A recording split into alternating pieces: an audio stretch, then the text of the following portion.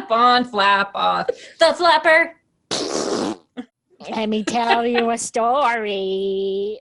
Is this not flattering? This angle? No good? I don't know how to do any of this. This is scary. I just gotta remember not to like move around so much. Yeah. Okay. Tell me more. Tell me more. Because this is going up to you. You who are watching this.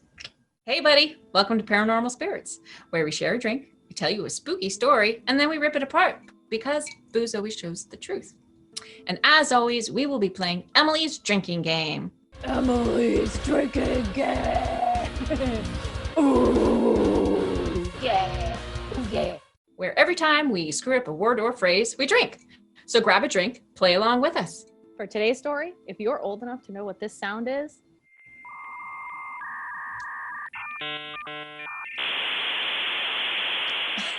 then you're going to understand it a little bit more. But for our younger audience, just hang on. It's still a good story.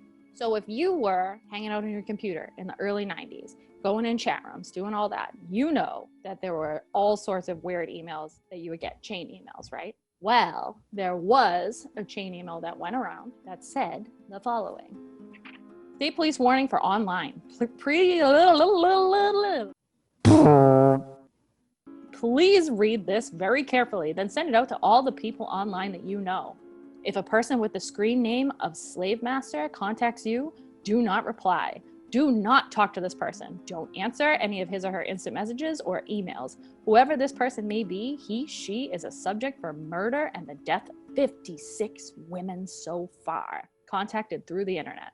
Please send this to all women on your buddy list and ask them to pass this on as well. The screen name was seen on Yahoo, AOL, AIM, and Excite.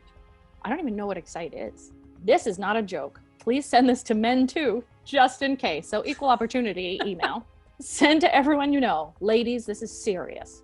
Most of the time you got that and you went, bleeded, delete. This is crap. Turns out that is a real guy. So let me tell you the story of the slave master. Hold on, let me do this really quickly. Okay.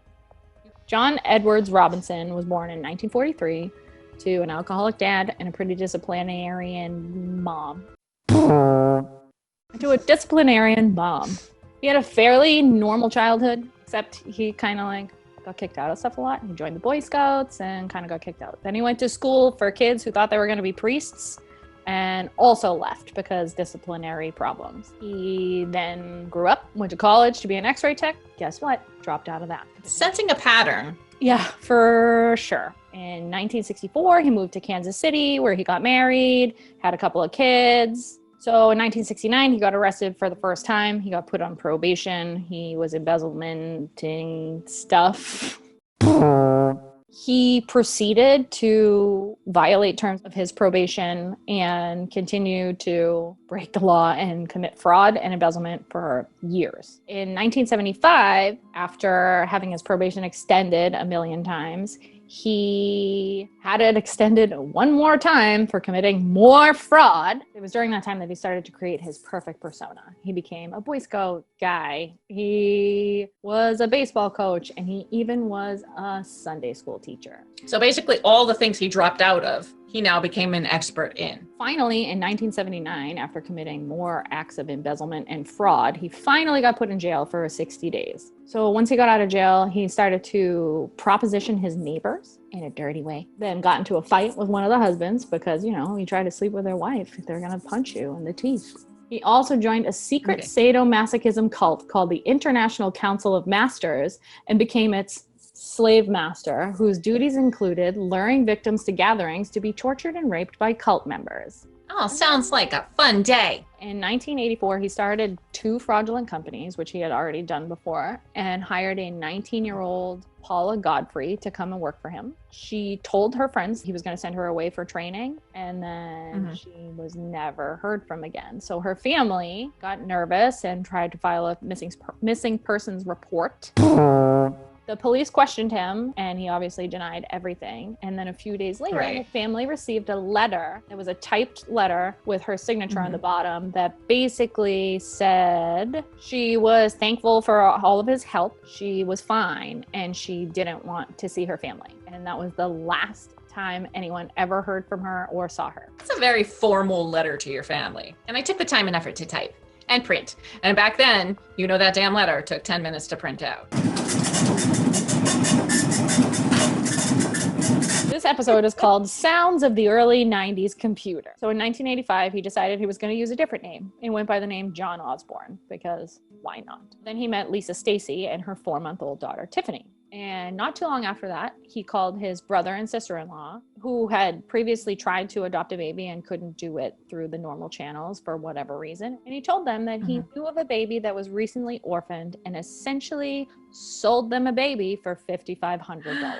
That's it? I think he could have gotten more for a baby. After the baby was gone, Lisa Stacy was never heard from again as well. Gone. Just gone. In 1987, another woman whose name was Catherine Clampett, good old Kathy Clampett, left her kid with her parents in Texas to go find work. So this D-bag hired her, and then she vanished by June of that same year. Her missing persons case is still open. Then this guy goes back to jail for a couple of years for guess what? Fraud and embezzlement? And parole violations. So there, in prison, he meets 49-year-old Beverly Bonner. How was he was Beverly a man? Beverly was the librarian at the prison.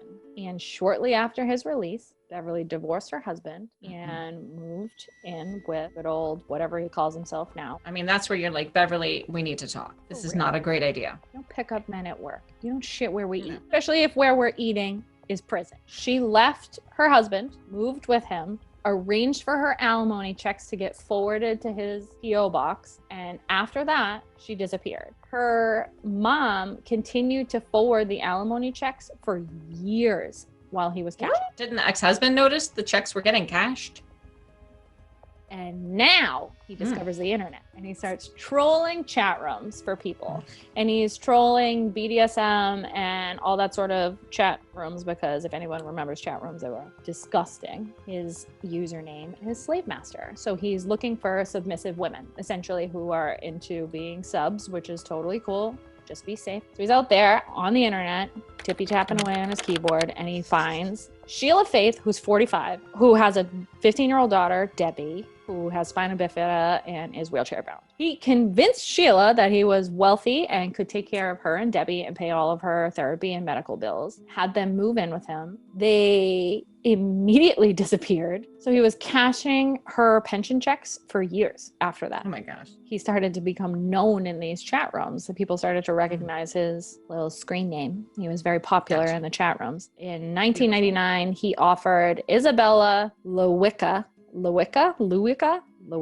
21-year-old Polish immigrant, a job and a bondage relationship. He had her sign a contract and do the whole thing. He paid for a marriage license that he never picked up. She told her family that she got married, didn't tell them to who. The marriage was never legal because he was already married. She signed a 115-item slave contract. I don't even remember all of that. What's rule number 63? Oh, don't pee on the carpet. Damn it! Peed on the carpet. But the contract essentially gave him control over every aspect of her life, including her bank accounts. During the summer of 99, she disappeared. He told the web designer that he was employing for no reason because his company was fake, that she got caught smoking weed and was deported. Right. So around that same time, he convinces a nurse by day, submissive by night, to move from Michigan to Kansas so they can travel the world together. He was like sending letters to her family from abroad, but they were all postmarked from KC and nobody ever did anything. This is weird. I didn't know there was a Kansas City in France. Lake Kansas City. He told her mom that she had run off with an acquaintance, and that was the end of that chapter. Over time, he became increasingly careless. The authorities were starting to catch on to him. They were starting to figure it out because the chat rooms and all of that stuff. In June of 2000, he was arrested after 2 women filed sexual assault complaints against him.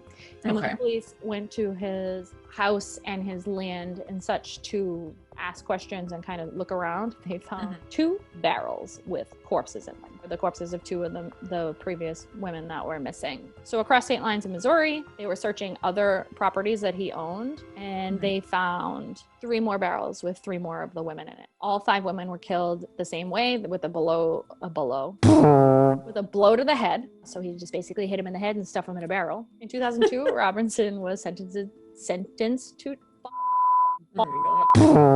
He was sentenced to death, and he's still on death row right now. Gross, right? Slave master? Who the fuck would talk to somebody named slave master? I don't care, BDSM websites or not. Like, be more creative. I want to talk to Leather Daddy. Gimpy Gary, Ball Gag Barry. How naive and trusting were these women? Like, my bank accounts. Do you want to just have control? Sure. Neither you nor I are of a submissive personality. We would be the ones who would be like, sign this piece of paper. I'm going to need your bank account info. Number 14 allows me access to your testicles whenever I want it. I never understand why, if you're going to kill somebody, you're just going to like put them in a barrel and just leave it on your land. You know what I don't understand is, where do you get the barrel? Is there a barrel store I don't know about? Bodybarrels.com. Barrels for bodies. Are you a murderer? Are you looking for a place to break down your body? Come to bodybarrels.com. We have barrels for all bodies. Well, that's the crappy story of the guy that I can't remember his name because I f***ed up so many times telling the story. I drank myself into an oblivion. If